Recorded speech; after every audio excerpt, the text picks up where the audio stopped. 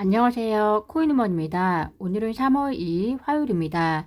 구독과 좋아요, 알림 설정 정중히 부탁드리며 오늘 영상 시작하겠습니다.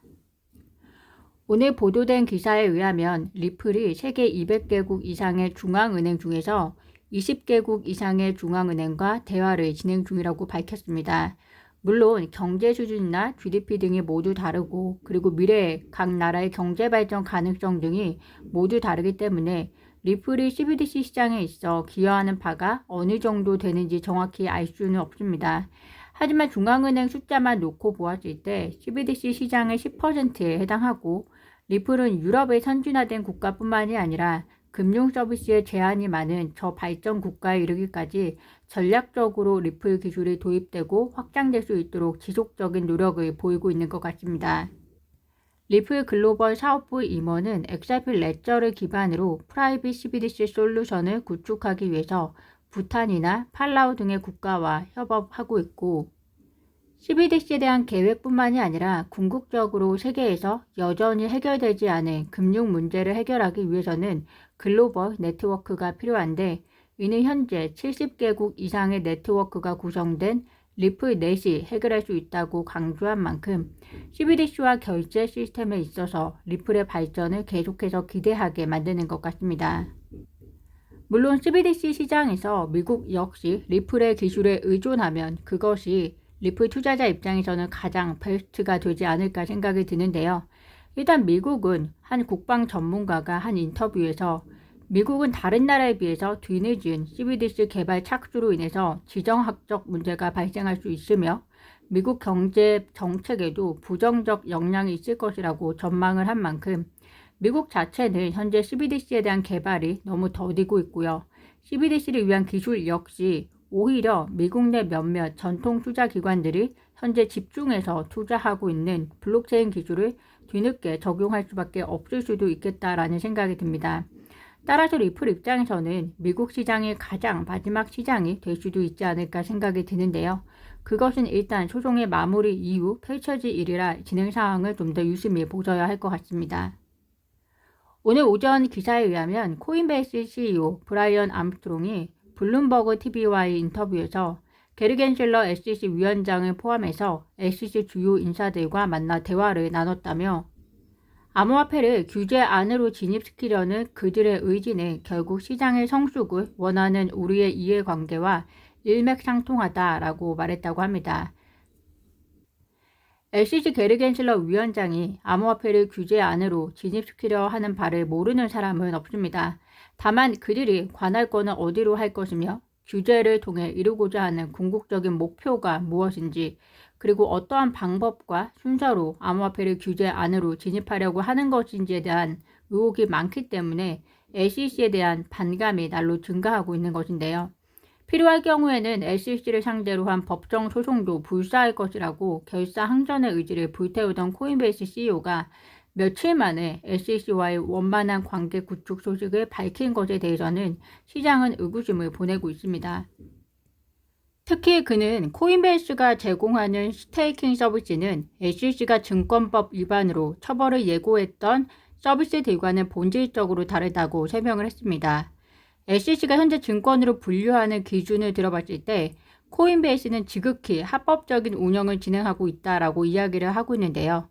결사항전의 의지를 불태우던 모습은 어디로 가고 SEC와 원만한 해결을 원하며 SEC가 처벌을 예고했던 서비스들과 본질적으로는 다르다는 것은 화장실에 들어갈 때와 나올 때의 마음이 달라져서 그런 걸까요?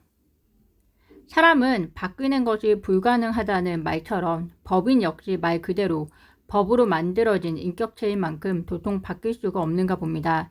물론 이 기사 하나로 모든 것을 평가하기는 어렵지만 리플을 선두적으로 상장 폐지한 것이나 바이낸스의 스테이블 코인 BUSD를 상장 폐지한 것이나 특히 BUSD를 상장 폐지한 이유는 팍소스의 바이낸스의 발행 금지로 유동성에 문제가 있기 때문에 상장 폐지했다고 하는데요. 암호화폐 전체 시장을 위한 것은 뒷전면에서 어떻게 본인 거래소 하나만을 위한 일에는 솔선수범해서 규제 기관을 순수하게 잘 따르는지 매우 궁금합니다.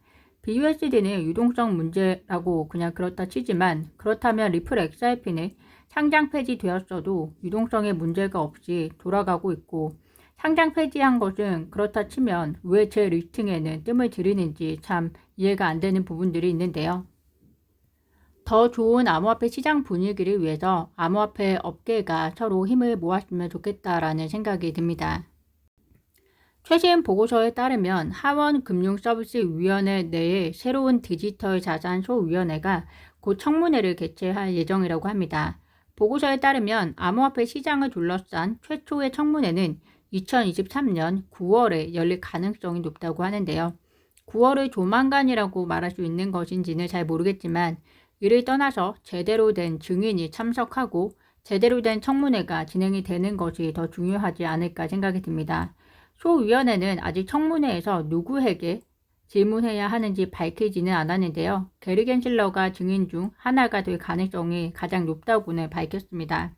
하원금리위원회가 올해 목표 중 하나가 SEC 게리 겐실러를 청문회에 불러들이는 것이라고 한 만큼 꼭 그 모습을 생중계를 통해 볼 수 있었으면 좋겠습니다.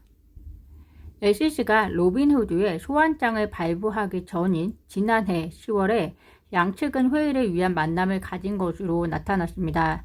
그런데 결과는 로빈후드에 대한 소환장이었는데요.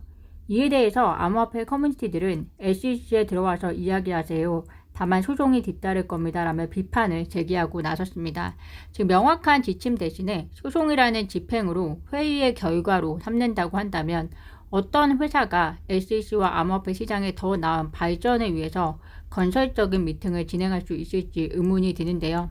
만약 규제가 명확하다는 전제하에 회의를 통한 결과가 집행이라면 모를까 명확하지 않는 규제 내에서 회의를 하고 보니 불법적인 것이 드러났다고 하면 그럼 불법을 저지른 사람도 문제지만 해야 할 일을 하지 않는 기관 역시 공동의 책임을 져야 할 문제라고 보여집니다. 뱅크 오브 아메리카의 경제 분석가를 통해 미국 연준이 인플레이션을 잡기 위해서 기준금리를 5.5% 이상으로 올릴 것이라는 전망이 나왔습니다. 이렇게 되면 3월, 5월 뿐만이 아니고 6월에도 한 차례 더 25bp 금리를 인상해야 하는데요. 3월, 5월 25bp 인상에서 지금은 6월까지 추가적인 25bp 인상 예측설이 나왔고 그리고 또 추가적인 인상 예측이 나올지는 2월 한 달을 가지고 트렌드를 설명하기는 어렵지 않나 생각이 들고요. 3월 CPI가 6월 금리 인상과 그리고 그 이유를 좀 더 설명해 줄 것이라는 생각이 듭니다. 오늘 제가 준비한 소식은 여기까지입니다. 오늘도 영상 시청 진심으로 감사드리고요. 구독과 좋아요, 알림 설정은 코인우먼에게 큰 힘이 됩니다. 감사합니다.